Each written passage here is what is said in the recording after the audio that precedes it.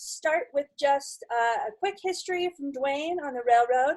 Then we're going to have Jesse Early and Molly Minneman are going to talk to us about the rehabilitation of the railroad, of the depot. And at the end, we're going to have 15 minutes for questions. If you'd please put your questions either in the chat or the Q&A. We'll moderate those at the end and try to make sure that everybody's questions get answered. Again, thank you all for joining us for the National Preservation Month Speaker Series. Thank you, Molly and Jesse, for sharing about the depot rehab tonight. I'd like to introduce Dr. Duane Vandenbushe, who will start us off with a short history of the Denver and Rio Grande Railroad. Take it away, Duane. The history of the Denver and Rio Grande really is the brainchild of William Jackson Palmer, who had fought in the Civil War and then was a director of the Kansas Pacific Railroad, which arrived in Denver in 1870. Palmer married a 19-year-old girl named Mary Queen Mellon of the famous Mellon steel family in Pennsylvania, and was on his honeymoon in London when he read in the newspaper that Robert Fairley was going to give a talk to the British Locomotive Association, and the title of the talk was Rails of the Future. Palmer gave his wife $200, sent her shopping, and he went to hear Robert Fairley talk on narrow gauge railroads, which were fairly common in England, but not real well known in the US. And Fairley said that narrow gauge railroads had a lot of advantages, especially in mountainous country. They could go around sharper curves, they could go up steeper grades, they could be built with less money, they would get more investors, and most particularly, they could get into an area quicker than a broad gauge railroad would. When he came back to the United States, Palmer started a railroad that was very unique in two ways. He called it the Denver and Rio Grande. Narrow gauge, tracks 3 feet wide. And that was unique in two ways because A, it was narrow gauge, and a lot of people didn't know much about that in the US, but B, it was one of the few north-south running railroads in the US. And he meant that railroad to go from Denver to Mexico City, tapping the farming produce on the east side of the line and all the great mines that were opening up on the west side of the line. So he began building south, and he came into a town called Colorado City, which he didn't like because he was a Quaker and he didn't like drinking and gambling and prostitution, so he started his own town. And that town is Colorado Springs, Little London, Newport of the Rockies, Town of the Rich. Today, you go to Colorado Springs, you can see General Palmer on horseback in the middle of Nevada Avenue. You can go to the Palmer House, you can attend Palmer High School. You can go to his great home at Glen Airy. From there, he continued building south to the town of Pueblo. And there, Palmer knew that he needed steel to run a railroad, and as a result, he would start the Colorado Coal and Iron Company. Later on, it became known as the Colorado Fuel and Iron Company. And then, with Leadville opening up and a lot of traffic available to the west, his line began to stop going north and south and took a swing to the west. And he got to a town called Canyon City. And at Canyon City, he got in a big fight with the Santa Fe Railroad because on the bottom of the 1,000-foot deep Royal Gorge, only one set of tracks could go through there.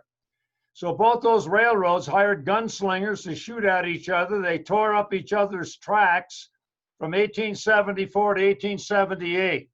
And then finally, this went into litigation. And 2 years later, the Boston Treaty was signed. The Rio Grande got the line to build into Leadville, and the Santa Fe was compromised by getting Raton Pass and the right to build into Santa Fe, New Mexico. Palmer wasted no time. Canyon City, Cotopaxi, Howard, Salida, Buena Vista, Granite, and on July the 30th, 1880, the first railroad that came into Leadville arrived. And Leadville at that time was the #1 populated city in the state in desperate need for a railroad. That, however, was a branch line. The main line continued out of Salida over to Poncha Springs and then over 10,846-foot high Marshall Pass and descended Marshall Pass down into the Gunnison country and into a town called Sargents. There were a lot of people who worked on that railroad, and as they built over Marshall Pass, you had 1,100 men and 120 teams of horses as they came down to Sargents, but the original name of Sargents was not Sargents at that time.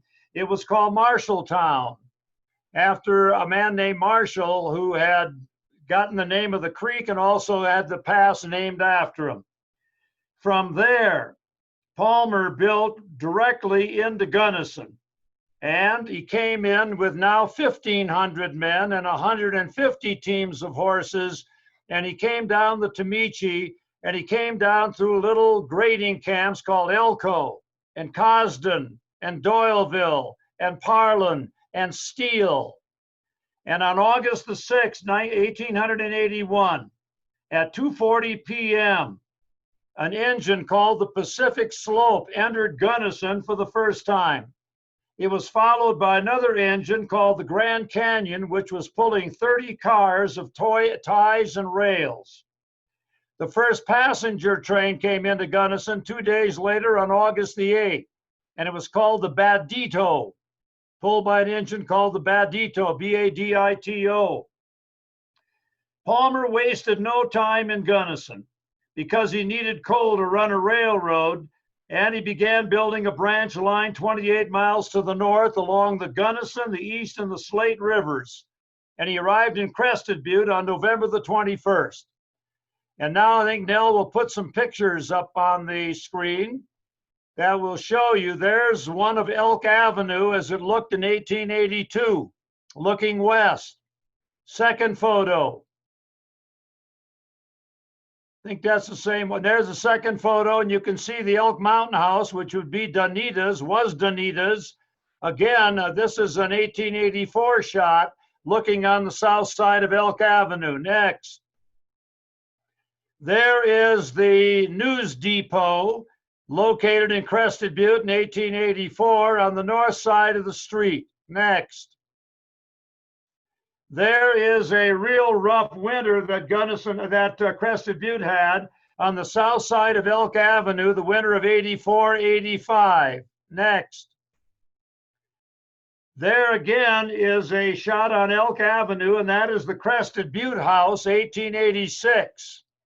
A small hotel with a sample room in front. Next. There is the Rock Schoolhouse in Crested Butte, 1885. Next. There is John Rosich's Saloon. Now, that is in the 1880s, and today that is the Public House. Next. Drinking in Rosich's Saloon, something that Crested Butte people were noted for. Next. I love this shot. That's Rosich's. There's a little girl sitting right next to the spittoon in Rosich's bar in the 1860s, in the 1880s. We will continue on now, Nell. We'll hold off on the pictures for a while, and I'll let you put them up. So we'll go on where I left off. Palmer's now in Crested Butte on November the 21st. The main line, however, continued from Gunnison to Saponaro, 26 miles west. And from there, the railroad built 15 miles through the Black Canyon, came out at Cimarron, and then ran over Cerro Summit and on into Montrose, and eventually in 1883 into Grand Junction. The narrow gauge railroad averaged about 9 miles an hour. And it was very slow because of the canyons it went through and the passes it went over. And some of the expressions that were used were on time, anytime. You didn't want it to run over you because it was on you for so long. It doubles in, it doubles out, leaving the traveler still in doubt whether the engine on the track is going on or coming back. For the next 71 years, the Rio Grande Railroad ran between Gunnison and Crested Butte, carrying gold and silver early, coal all the time, cattle often, and passengers often.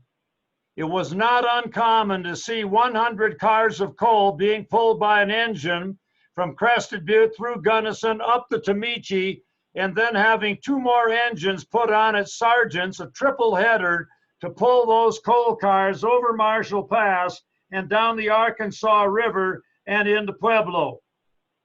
The depot, which stands, and which will be talked about by Molly Minneman and Jesse Early in a little bit, still stands in Crested Butte as a great monument to days gone by.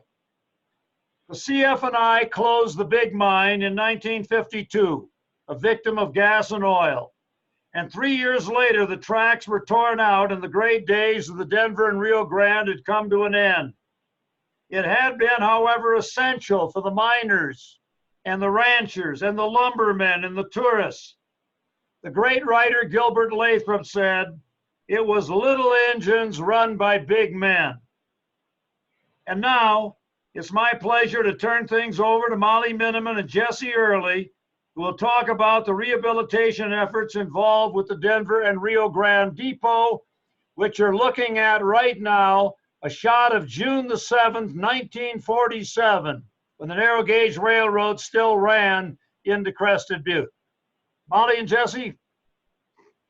Thank you so much, Duane, and we're going to get the screen shared, and Jesse's going to give me a hand here.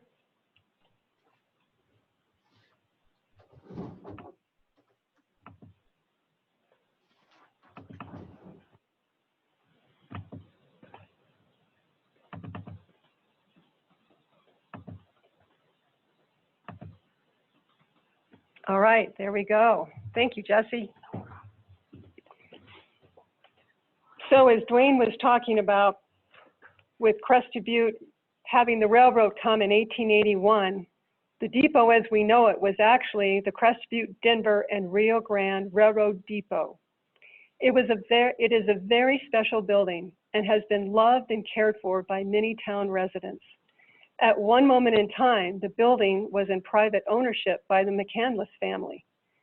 Ralph McCandless was listed as the last station master, and he purchased the building from the railroad company for his family home after the narrow gauge line from Poncha Spring to Cimarron was closed and forced the Crested Butte spur to be abandoned in and around 1954-55. He moved what was called the section house that was resided about 2 blocks to the south onto the property in 1955. The McCandlesses lived there for quite some time, but in the 1970s, it was time for him to move, he and his wife to move, so he put the building up for sale. One interested party thought it would be a great building to convert into a duplex. But the building had benevolent admirers, Ralph and Billy Clark, who were members of the nonprofit organization, the Crested Butte Society for the Arts and Historic Preservation, swooped in and not only purchased the building, but added the restroom and the hallway connecting the depot and the section house around 1973. They also rehabilitated the building back to its original style, and the section house was converted into what we know as the parlor room and kitchen. Then the Clarks gifted the building to their beloved CB Society in 1974. That was also the year that Crested Butte became a National Historic District. For over 30 years, the Society owned, operated, and cared for their building. Excuse me,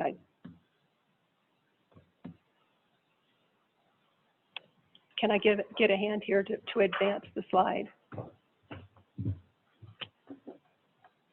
Oh, we can try it in here. Sorry about that, guys. There we go. I wanted to get to this slide so we were looking at what we started to rehabilitate. For 30 years, the Society owned and operated and cared for their building. They maintained their office in the ticket office, where they organized their major fundraiser, the successful Festival of Arts, and that's now known the Festival of the Arts, that occurs the first week in August for over 40 years.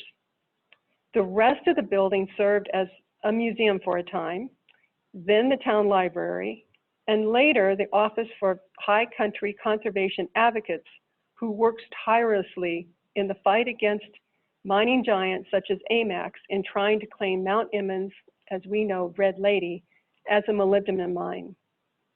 The freight room, parlor, and kitchen hosted hundreds of meetings, gatherings, social events, memorials, receptions, nuptials, graduations, and countless dance rehearsals on a floor in the freight room that was installed by George Reinhardt. The building was the community gathering place for the mid-timer population. But it's also helpful to know that the longtime residents of Crested Butte who used to use the depot gathered at 2 Butte Senior Center that was on the first floor of the Masonic Lodge, now Artesanos at 311 Butte Avenue. The depot was listed on the National Register of Historic Places in 2001 individually. It was an important building to ensure that it had national attention on its own. In the early 2000s, when the building was about 120 years old, it had been experiencing problems that required professional oversight. The building's needs were mounting, and the non-profit organization was not in a position to engage in the rehabilitation work that would drain its resources. So the society had to make a really difficult decision, and they decided that they needed to approach the town about the town taking the building over. So in 2005, the society gifted the building the second time to the town of Crested Butte, and the office for the society would remain for 10 years, and I think they're still operating out of this office. The town knew that the building required extensive work, but where to start? What was the scope of work of the issues that needed to be solved? Moving a little bit too quickly. A grant application to construct the assessment was fully, the first step was seeking funding to conduct a historic building assessment. The HSA, as it's called, is a study of a historic building that provides documentation, graphic and physical information that focuses on the property's history and existing condition.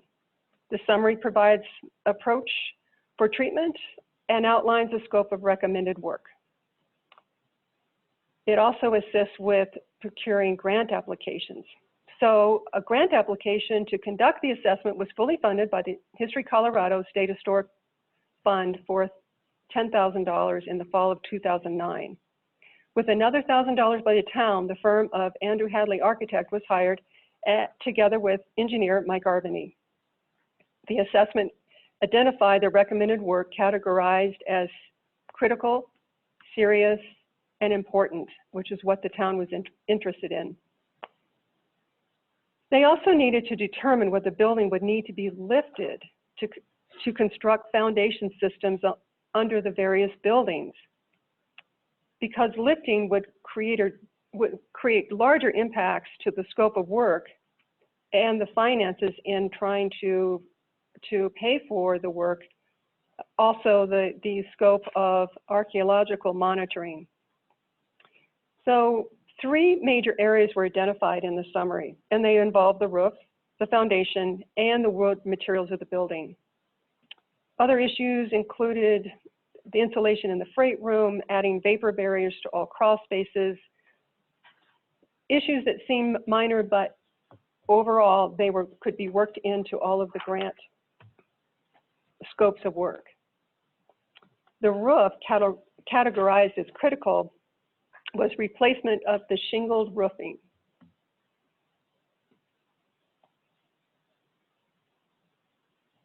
Providing flashing and drip edges. The east awning bowed and potential failures of the supporting brackets, or corbels as many people call them, were a major concern, as was the source of moisture that traveled laterally into the ceiling of the HICA office. And above the HICA offices is a residential unit. This happened during downpours in the summer and snow melting in the spring and during the spring freeze-thaw cycles. The foundation was categorized as serious, and the work focused on replacing the log foundation under what was called the old section house and the repair of stone load-bearing pier that was underneath the freight room, as well as some rotted joist ends.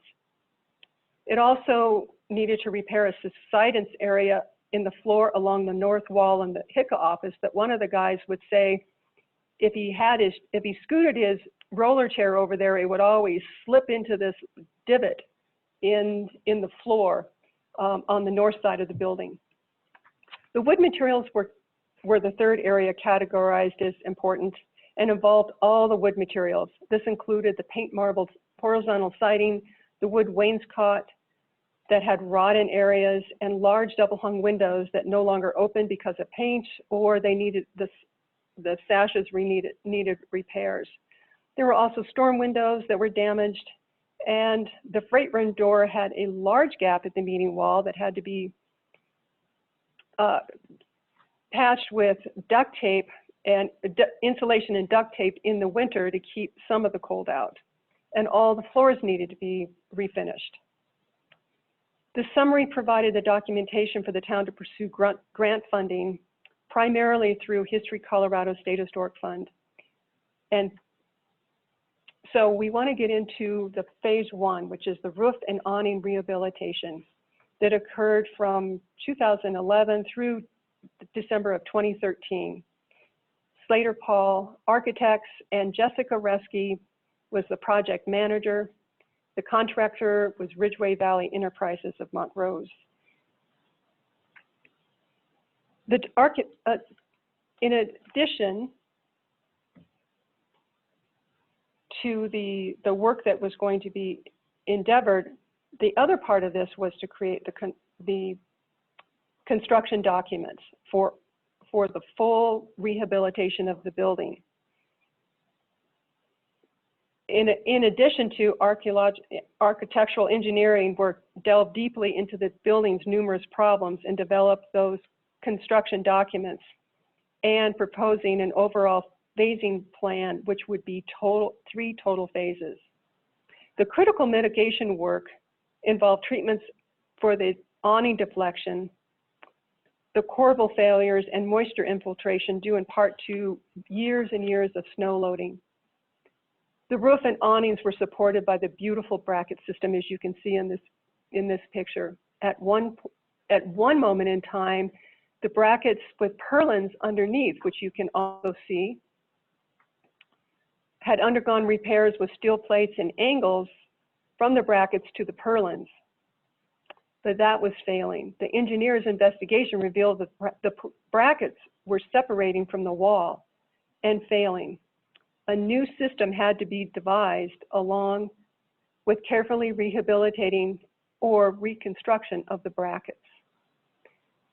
The solution involved a two-pronged strengthening system.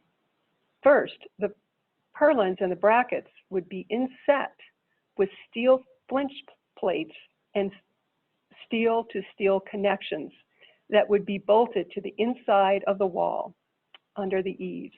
I have another picture for you in just a minute. Under the brackets would need, second, the brackets would need to be supported. Steel columns were specified as the support system. Hiding them was initially a challenge, yet the decorative vertical trim that's underneath that extends down from that curved portion of the bracket, and I call them bracket instead of corbels, could be removed. Then column pockets had to be cut into the horizontal siding and wainscoting. The custom seal columns had to be carefully inserted into the pockets, and then the steel enforced bracket and column connections were welded. It was really tricky. It took a lot of time It took a lot of maneuvering and a lot of time to complete this work. The columns were then connected to the wood floors and supported by the foundation. However, not all the connections to the foundation was possible because the material in some locations was in really poor condition. So new concrete pads had to be fashioned to support their load. The pockets were then covered by wood and overlaid with a vertical trim that had been originally removed, and the wainscot materials were replaced. Surprisingly, there was little impact on the interior and exterior finishes. And as you can see on the picture on the right, you see a hole above the awning. And that actually was that had to be patched, but that's where the steel columns came into, and the connections were occurring on the inside. But it was really in that space underneath the awning. There was an area on that gable wall that wasn't really used, and those were where the connections were. So it really didn't affect the residential room and that's actually the kitchen in the depot, all that much. Introducing steel in this manner was really unusual, yet highly creative in the solutioning at the time. And it was highlighted at the Saving Places State Preservation Conference in Denver in 2013. Other stabilization work included the reinforcement of the header over the freight room door due to snow loading, and the repair of decorative fascia, the signature sunburst that you can see in this photo in the gable ends, together with the decorative shingles that were either reused or replaced. Sterling White of Top Tier Construction engaged in the scope of work involving the roof then for the removal of what was very worn wood shingles, installing solid sheathing, rigid insulation, and ice and water shield, which most people have on their roofs today. New flashing was installed, as you can see in this photo, desperately needed, and the milled fire-treated shingles were carefully installed. It was exciting to see the end of the first phase, which is what this photo represents when many of the staff members and workmen were on site.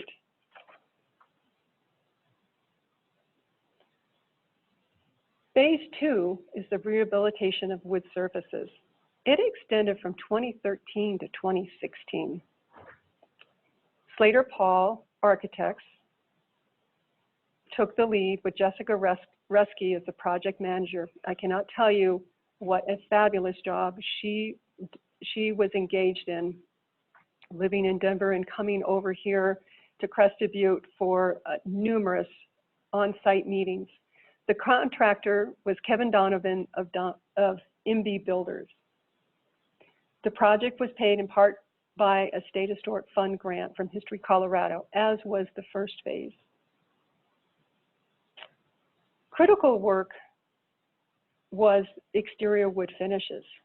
The wood surfaces are extensive in the building and required months of work by Kevin Donovan's crew and subcontractors. The project extended 3 years, which meant the 2-year grant, ended up having to be extended. On the exterior of the building had to be tinted for removal of several layers of old paint. I think there was more than several, in preparation for repainting the historic lap siding in the yellow and brown color scheme. Did you know that the building had been painted purple in the 1980s? It raised some eyebrows, is what I recall. The wainscoting seen in this photo with Kevin Donovan was carefully inspected. The material was removed and numbered for rehabilitation or specially milled with those double grooves. The and painted in a tented workspace within the freight room by Gabrielle of Light Works Painting.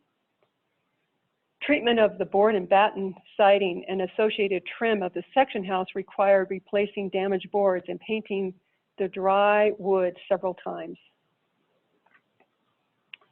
Important work was rehabilitation of the wood floors. The most challenging work on this phase was the decision that was made to remove the smooth flooring installed over the freight room floor. It took a lot of consideration because there were tales that the original planks being gnarled from the receiving freight and chopping wood from the stove that existed at one time. And as in talking with Kevin Donovan today, he was thinking that there was chipping of ice as the cargo door on the west side was open, and probably on the east side, they had to chip ice with some sort of beam board, and there was lots of gnarling going on, as you can see in this floor. Bob Gilley, the building official, felt that the freight room floor needed to be included in the rehabilitation. Kevin, Glenn Michael, Ian Worsley, Bob, and I agreed that some investigation was important before launching into this endeavor. Several courses of flooring were removed along the west side of the room. And that's what this photo on the left is, really the west side of the room. Bob borrowed the camera used for inspecting sewer lines. It's a camera on the end of a steel snake. Kevin fed it towards the east as far as it could go, and in several places, and the planks didn't look too bad. Below the freight room was a 4-foot crawl space where the underside of the planks were visibly in very good condition. So the thought was, if some of the planks were in bad condition, they could be flipped and refinished. Several days later, the flooring had been removed. There were planks that didn't look too bad, and there were quite a number that, well, they were very gnarled. Over a third would need to be pulled up. They were fastened by large head spikes that needed to be pried up in order to get the woods off. And not all of the planks could be salvaged. They had too much damage. So replacements were sourced, which took time and patience. But the other thing that had to be sourced were these spike nails that were very unique to the building. And Kevin Donovan researched to find the spike nails. And he found them from a factory from, I'll get this in a minute, my apologies, I don't like my writing wasn't too good. It's from Massachusetts, that had been in operation since the 1800s. And they still had some of the machines that fabricated those original spikes. So from this factory, he was able to order a bunk of spikes in order to continue the work with the freight room floor. This floor took weeks to rehabilitate, and then the gaps had to be filled in with a wood substance that could be stained. An outfit from Grand Junction then came over to stain the wood and then used a special polyurethane top coat for the wood to be its beautiful sheen that we see today. The other work to be encountered was the kitchen room floor. Now, it was non-historic linoleum, and the tiles were this blue-green in the picture on the left-hand side. They'd been damaged and were in poor condition and needed to be removed and replaced in kind.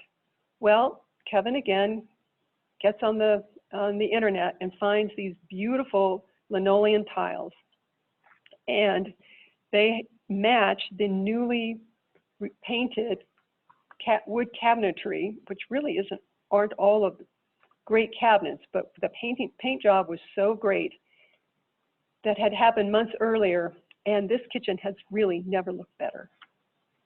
The rest of the floors had to be refinished.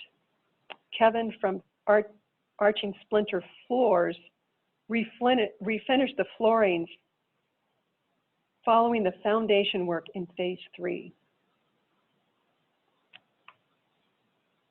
Other important work included the rehabilitation of the windows and doors. Treatment to rehabilitate and rehabilitate the windows and build new storms and screens were necessary. There were 14 historic windows, 10 in the depot and 4 in the section house. Glenn Michael took on the arduous task of rehabilitating all of them. Careful removal of these heavy units, removal of the paint, repairing or replacing rotten members, sanding and painting, and then reinstalling. Glenn said the first one was the most nerve-wracking. And by the end of the day, I think it was a day, it might have been more, he thought it was really difficult. But towards the end of the project, it was an easy day at the office because he had really gotten all of this work down. And I can't thank him enough for doing such great work. The wood storm windows also required rehabilitation, and many had to be replaced. And then wood screens were made by hand by both Glenn and Ian. Treatment of the exterior wood doors, trim, and reuse of the hardware where possible was also part of the grant specifications. They included in the HICA office the east and west doors, the west entry door in the hallway, which most of us go in, and the beautiful east hallway door that can open up on the east side of the yard. It's a double door and it's beautiful. At this moment in time, it is covered with insulation because it does leak quite a bit in the wintertime. But if they are open, it's worth taking a look because it's really good work. And then the heavy east freight room door, as mentioned earlier, needed to be repaired. And towards the end of the project, the track also began to fail. And so Kevin ended up having to repair that as well. The other requirements were to rehabilitate the interior finishes, which meant priming and painting. Well, many times a fair amount of sanding had to occur, priming and painting all the interior walls and ceilings, of which Gabrielle took a lot of care in doing the work, chose paint colors, provided options for the town, which meant I got to go over the depot even more, which I really enjoyed, to pick out colors that were of the period. And I'm so appreciative of the beautiful work that he did.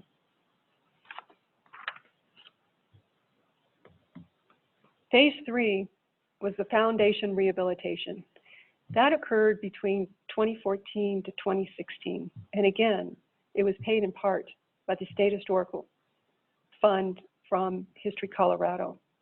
The architect, Slater Paul, had been shifted into Horde Copeland Mocked Architects with Jessica Reske, thank goodness, was still the project manager. And Kevin Donovan of NB Builders, thank goodness, he was still the contractor. Critical work was the section house and the installation of the foundation underneath the parlor and kitchen. Interesting to note that the original architectural plans that had been developed back in 2012 specified removal of the floors in the parlor room and the kitchen, and to completely remove them and excavate and deepen an 18-inch crawl space to replace the log foundation and replace the log foundation with conventional footer and stem walls. All of this was to be worked from the inside. Now that's what happened with the UCC church years and years ago. This situation was going to be very, very onerous because there wasn't a lot of room to work, and the plan was not favored because there were just so many unknowns that could have added more problems and expense to the project. So I got to say, Kevin came to the rescue again, which we really appreciated. He met with Bogies and Noah and Tom and devised a better plan that would lift the south section house just an inch. And that would support the load of the building on cribbing. So he takes that to the town and to Jessica Reske, the project manager, who then consulted with JVA, the engineering firm. And again, a new plan was engineered, thank goodness. The excavation work by Spallone Construction carefully dug out the material for the cribbing. I need to give you some pictures. And later, the crawl space, stopping for any signs of artifacts that had to be pulled out for the required archaeological monitoring by the State Archaeologist Division. A new fitter system and stem walls were constructed under the building. And it is a really nice crawl space. After 18 inches, and some of the, I know there's contractors that had to crawl underneath that space for years, and thank goodness there is this beautiful crawl space that is easy to relatively easy to access, and is very, I can only say it's wonderful after what was there. In pulling out a number of bottles and parts and pieces of bottles together with shards of cups and plates, they were accessioned, what's called accession, stored in the museum because they are a recognized repository. And I believe that Nell knows where those are as well. Important work under the freight room was to repair the piers that were, and remediate rotten joist ends and repoint the extensive masonry walls under the freight room. In some areas, the rock walls required careful reconstruction, which was never anticipated. Kevin's crew was amazing. The north office with the divot in the floor also needed to be repaired. The main level beams and deteriorated north wall. All of the crawl spaces. And this is the picture of the beam that you can see in this is underneath the freight room. And you can see a wood beam with a shim. Well, that really isn't a good idea. So that was what was repaired. Then all of the crawl spaces were then fitted with damp proofing membrane, and a mechanical ventilation system was installed. The moisture content underneath the freight room, even though it was dry, the ground underneath it is dry, was surprisingly high. And that mechanical ventilation system has been really important. Installation of the new ADA compliant ramp. And construct an ADA compliant door in the west freight room was also required. This door on the west side to the ramp looks just like the original cargo door, although the panel on the left side is what is the ADA door, and Kevin built it by hand.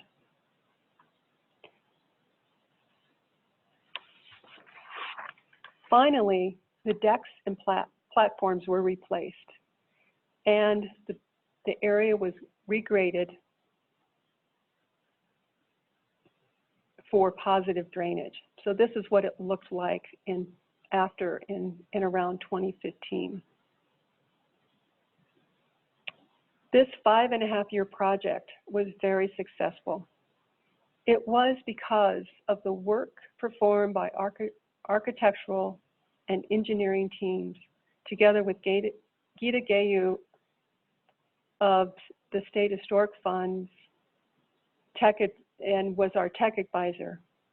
It was successful because of the wildly talented and creative contractors, their crew, and all of the subcontractors involved in the rehabilitation of the Denver and Rio Grande Railroad Depot.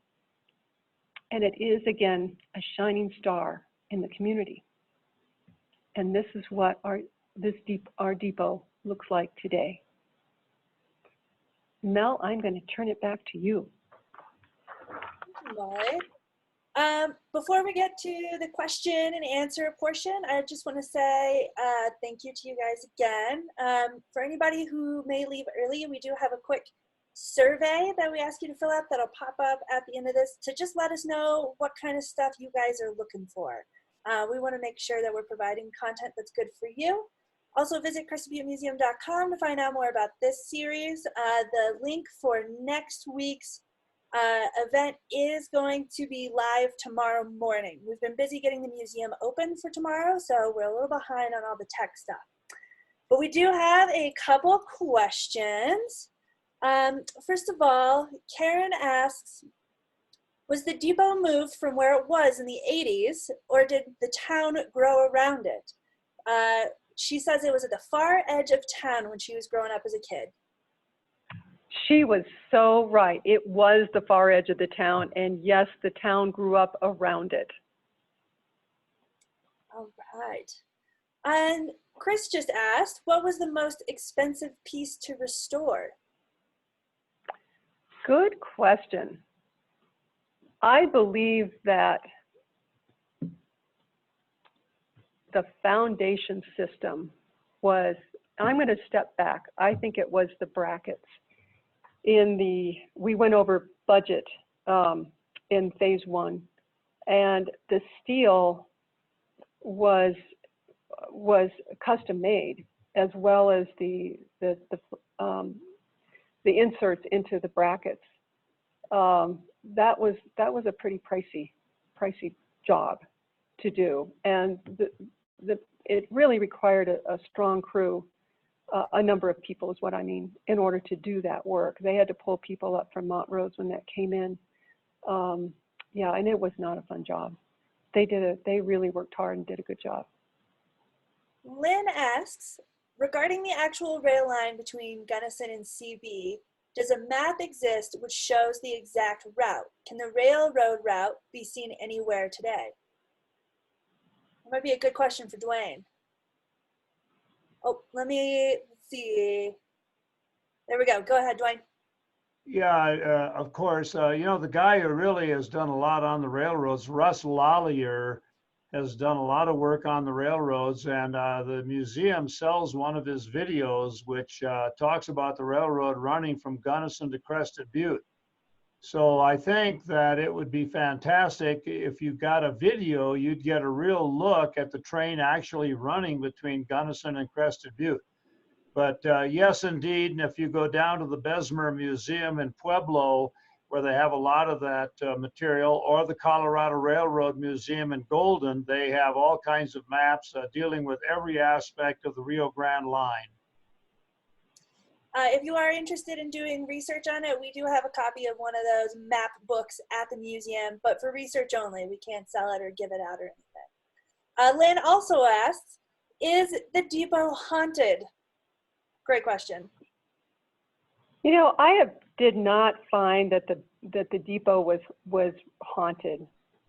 I think the best question would be for the woman that used to be the caretaker. She might be able, because she lives there. When you occupy it during the day, you're not going to necessarily find any as much interaction, but it's one of those buildings that you always feel warm in. So if it's haunted, it's with really benevolent spirits. All right.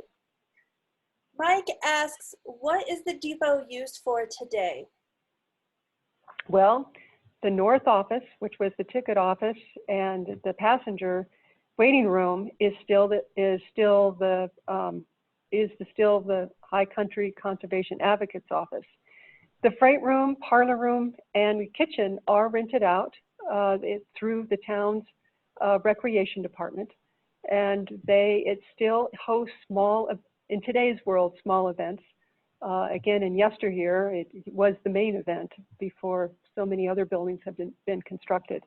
So that's what it's there for. And there is a residential unit upstairs. The woman who used to be the caretaker still is there. And something tells me that she still oversees some of the things in the depot because she has always cared so much about it.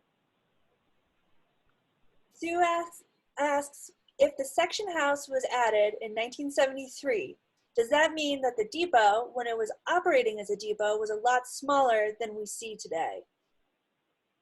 The depot is the same size as it was. The section house was added, and then that connector, when you're inside, you can go in the hallway. You have to go down some steps to the, I think there's a restroom on one level and on the second level going down the steps. So that was the connector, and that connector was added in 1973. The section house was pulled into that location back in 1955 by Ralph McCandless. Fortunately, it all came together because of the Clarks. And then Barbara made the comment, it's not a question, but adding to the history of it, the CB Middle School held classes in the depot for a while as well. That's part of the history that we would probably like to know a little bit more so we can get that into our historical archives. I'd like to know a little bit more about that. Great. If people have information to share and help grow that, where should they send it? They can send it to my email or Jesse's. Mine is Molly with a Y, Molly M at crestedbutte-co.gov. And Jesse's is J Early, EARLEY at crestedbutte-co.gov. I want to thank Jesse Early for her beautiful work in the PowerPoint presentation. She really does great work, and we work together collaboratively on this project. Awesome. Well, thank you, Jesse and Molly and Duane, for being here. Do you guys have any last things you'd like to say?